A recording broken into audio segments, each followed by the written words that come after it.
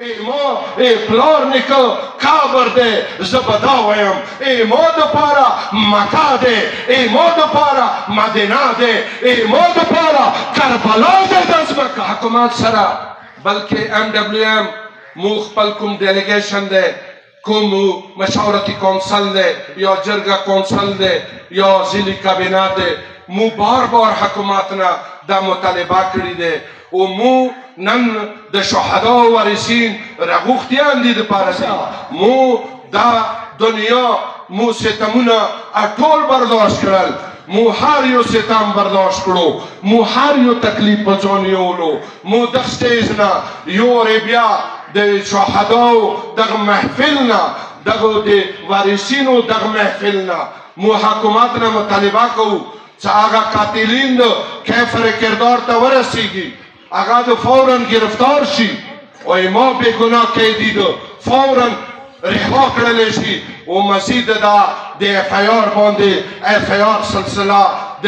مقدمې باندې بلې مقدمې سلسله ده بند کړلی شي او چې څوک قاتلین دي پکار دی هغوی FIR ده ماته وښیلی شي زه حق لرم زه د مقتولینو وارث یم ماته پکار دی هغه ریپورټ وښیلی شي چې تا اوسه پورې څومره قاتلانو خلاف کاروایي کړې ده او تا څومره خپل حکومتي ریاستي هغه کردار ادا کړی دی چې ما به حیثیت عوام ته مطمئن کې یقینا امن به هله رسي امن به هله مفید وي کله عدالت وي کله عدالت وي انصاف وي کله میزان وي کنه ظلم وي یکطرفه کاروایي وي یقینا دا د فتنې آغاز دی دا ابتدا و فتنه ده انجام فتنه ده مو خپل ریاست نه مطالبه کوو چې مو د امن دایان یو مو امن غواړو مو دغې خاورې اوسېدونکي یو دا خاوره ما دپاره مقدسه ده ما دپاره تقدس لري ما دپاره عظمت لري ما دپاره شرف لري ما پلار نیکه کابر ده زه به دا ویم ما دپاره مکه ده ما دپاره مدینه ده ما دپاره کربلا ده د ځمکه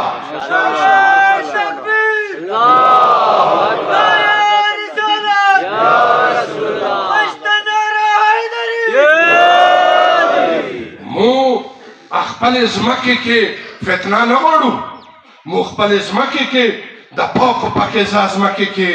دا د شهداو وینې ساه مینځلي دې غسل کړی دی بار بار نن تاسې ته پته دی په ویرول مه کوئ نن هغه ورځ دی نن هغه ورځ دی 6 اپریل 2007 نن 6 اپریل ورځ دی هغه بدبخت تاریخ دی چې دغې بدبختې ورځې کورمینې یو آفت راغلو یوه فتنه راغله یو عذاب راغلو یو قهر راغلو چې زه یې شکار یم چې زه یې دربدر کړم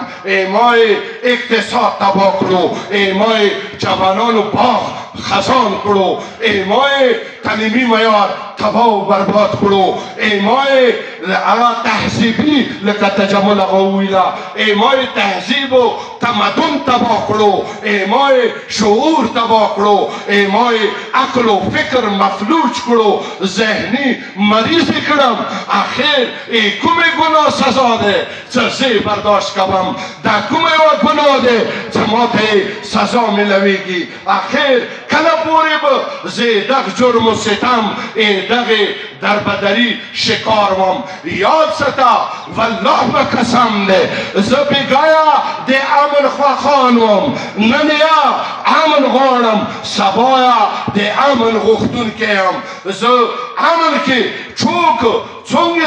ما نه مدد غواړي تعاون غواړي انشاءالله زه حاضر یم زه فتنه نه غواړم زه فساد نه غواړم زه تعلیم غواړم زه امن غواړم زه سکون غواړم زه صحت غواړم زه خوشحالي غواړم زه عزت غواړم زه ابرو غواړم زه فتنې زه فسادو زه جنگ و جدالو دهشتګردي نه غواړم او بله خبره څه ټیک دی ای ما که زن جوانان ده مقدس مقام دفاع پرا لارو یقینا لار دی جنا شهیدان شویدی ده اغا آر که حکومت را مطالبه کم چه تو ما بانده ده دشگرد الزمون مالگا ای ما اغا جوانان دشگرد ندی ای ما اغا جوانان کلیا دشگرد ندی او یا تا شدول فور که یا مثلا چاد و پسپتونا و غیر شناختیان بند کرده تلک وقتا انصاب وکا دیگه مجرم چوک ده ده مجرمانو خلافی لکروی نکه ای ما مزامل اغا چاگا دلتا 36,000 ووٹ خسته ده یو اکثریت باری اکثریت سرا یو کامیاب میر ده اغا د کوم جرم کې قید کړی دی کوم یو جرم باندې اغا جیل کې پروت دی اغا کوم یو مثلا ایتو خلاف فرضی کړی دی ای چا قاتل کړی دی چوکي قاتل کړی دی ای چا مثلا برټینګ ورسولې دی چا ته ستام رسولې دی ای تو حساب ای تو حکومت حساب ای تو حساب ای ما امنی تو حساب پکار دی ای ما امنی تا چې کوم فندونه دي کوم مثلا پروجیکټ دي پکار دی هغه د ویر کړل شي ای ما د مظلوم قوم حق دو پکار نه دی چې خوړل شي ماشاءالله ماشاءالله مو کوشش کړی دی چې کوم پیکیج متا ملاو مو شهر رمضان کې چانه د پښتنه نه دی کړی دا دلیل دی ما د اتفاق او د اتحاد او د مینې د محبت ما چانه پښتنه کړی دی چې ته ماته شناختی راوړې دا پیکیج څه در کوم ته ماته ووټ کړی دی کنه ما چانه پښتنه نه دی کړی اونه ته نه کوم صوبه کا تعمیراتی کارونه څومره راغلل چانه دا پښتنه نه کوم چې ته ماته ووټ کړی دی کنه در کړی بلکې زه به دا قسم چې ته د علي منې کنه ما تو علی منل سکار ده ای تو حق ما بانده ده که تو ما از نظریتی مرگل یا نه تا کرمیوالی او تو ما بانده حق ده و انشالله اگه حقونه به مو هر یو حقدار تا رسو لکه څنګه مو کوشش کړی ده و اینده با انشالله مو کوشش بی بیا یوری عرض کوم شهدا و خاندانو ته چې هغوی بیا مړی نه بعد ایمو دفتر ته حاضري وکړي هغه نه بعد به بیا هغوی خپلو خونو ته ځي که ما خامخا ما الفاظ چا باندې درنده راغلي وي زه ټولو نه بخشش و معافي غواړم وما علينا إلا البلاغ والسلام عليكم ورحمة الله وبركاته.